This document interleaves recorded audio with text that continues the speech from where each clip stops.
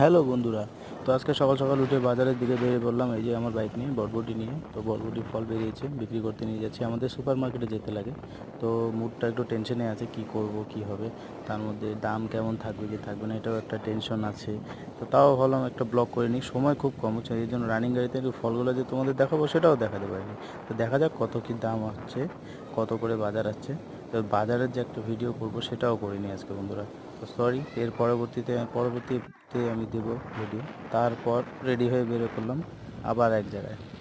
চলে গেলাম আমাদের বাড়ির থেকে মিনিমাম 11 কিলোমিটার দূর মামার বাড়িতে।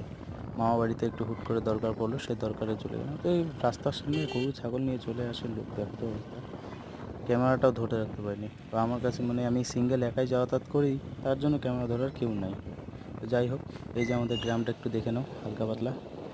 এই যে বাড়ির কাছাকাছি চলে আসছি, আমি বাড়ির কাছাকাছি চলে আসছি।